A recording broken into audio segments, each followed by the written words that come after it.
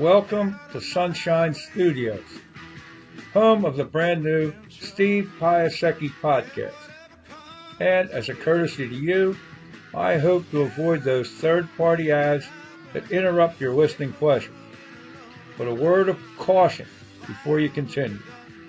This series contains explicit content, such as strong language and depiction of violence, including murder. Therefore, this podcast might not be suitable for all audiences. Forewarned is forearmed. Now, you probably recognize the theme song. That's Steppenwolf's Born to be Wild, released in 1968 and featured in the 1969 blockbuster movie Easy Rider, an outlaw biker saga starring Peter Fonda, Dennis Hopper, and Jack Nicholson, and directed by Dennis Hopper.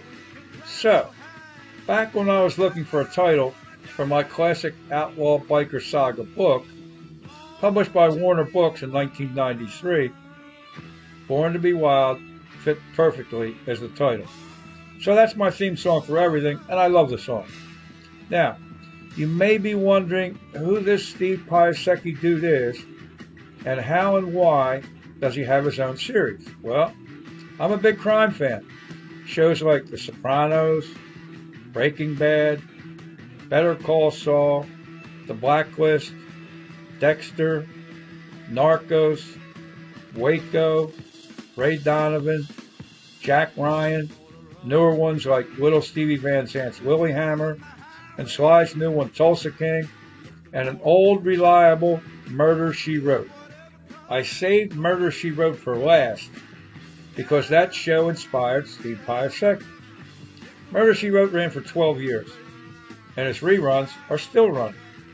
Angela Lansbury, who passed away last year, plays main character Jessica Fletcher, a middle-aged gal from New England, a published mystery writer who becomes an amateur sleuth because dead bodies keep turning up in Cabot Cove, and then Jess invariably finds a killer or helps the cops find the killer. Now, my main character, Steve Piasecki, is a handsome young man, 34 years old, from Delaware County, PA, Delco for short, and he's an aspiring mystery writer, hoping to become published one day. And he moonlights as an Uber driver to pay his bills. And he becomes an amateur sleuth because dead bodies keep turning up, all of them linked to his Uber riders. And then Steve invariably finds the killer or helps the cops find the killer. As for the title, I wanted an individual name like Ray Donovan or Jack Ryan, rather than calling it something like The Blacklist or Breaking Bad. Now, where do the stories come from? Let's backtrack for a moment, back to Born to be Wild. It's an amazing story how I got together with the agent who put Born to be Wild on the map, Connie Clausen. Most of you never heard of Connie, but I'll bet you're familiar with at least one of her works as an agent. I'm talking about Sex and the City. Connie was putting Sex and the City on the map right when I hooked up with her. And like I said, a miracle put Connie and I together. But Connie was an older woman. She passed away a few years into our working arrangement. I didn't get along that well with the people who took over her agency, so I went indie ever since. And when you're indie, you never know when or if your next big payday is coming in. So, like Steve Piasecki, I moonlight. Over the last 20 years, I delivered newspapers, delivered pizza. And then 6 years ago, I discovered Uber and Lyft. Perfect fit. I pick my own hours. Like Steve, I pay my bills. I get plenty of time to write, meet interesting people, learn a lot from my riders. And Steve's stories come straight from the mouths of his, or I should say, my riders. I, of course, enhance and embellish their words. Find a murder story that fits. Oh yeah, I covered and wrote somewhere between 100 and 150 true murder stories over the years, from coast to coast, and on the Caribbean islands of St. Croix, St. Thomas, and Puerto Rico. I had carte blanche for a few years at the Homicide and Special Investigations units at Philly PD. I worked with agents from the U.S. Marshal Service for a good 6 months. Worked with some of the best homicide detectives in the world, And from them, I learned the two keys to tracking down bad guys. 1, follow the money. And 2, follow the pussy, which is exactly why you'll find love and romance mixed into all my stories. I also work with judges and district attorneys, with lawyers on both sides. Spent better than a year in courtrooms throughout the country.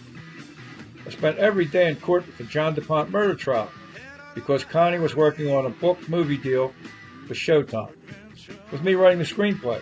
But alas and alack, at the end, Showtime didn't foresee a good return on investment and pulled the plug. And no, I had absolutely nothing to do with the movie that eventually came out, a very shallow and disappointing production. I spent 3 months in a safe house outside Houston, Texas, because the FBI was trying to kill my client. We're working on a potential book and movie deal about the FBI's corrupt undercover sting of the Johnson Space Center, codename Operation Lightning Strike, and I would have been collateral roadkill. This was before cell phones, so I told my family, as long as a body bag doesn't show up on the doorstep, don't worry about me, I'm fine. And I spent the next 3 months in Houston in court every day as the defense team for Dick DeGuerin. Dick's one of the best defense attorneys in the country. Dick was David Koresh's attorney in another FBI disaster, the one in Waco. Perhaps you saw that series. So I have quite a bit of experience in the crime field. Steve's first 2 stories are Dead Stripper and Si Hablo Español, both based on true stories with real people whose names have been changed to protect me from liability issues, and with love stories intertwined into the plots. And everything rings true because everything's based on real events and real people. Of course, this means a new website so that everything's in one place. I'll be working on that. And I'll try to put out a chapter every day and see how that works, with Dead Stripper leading off. The story's based on a ride I had with a stripper one night, transporting her home from Club Risque on Columbus Boulevard to Media Station Apartments. And Si Hablo Español is based on the biggest cocaine bust in U.S. history, May 2019, at the Port of Philadelphia. I said no third-party ads, but I'll be giving one of my books a quick plug at the end, not intrusively in the beginning or in the middle. Stick around for the plug if you wish. Today's plug, Dead Stripper, is already available at Amazon as a Kindle and a paperback. If you prefer reading, pick up a copy at your leisure. Thanks for stopping in today. Till next time. See you.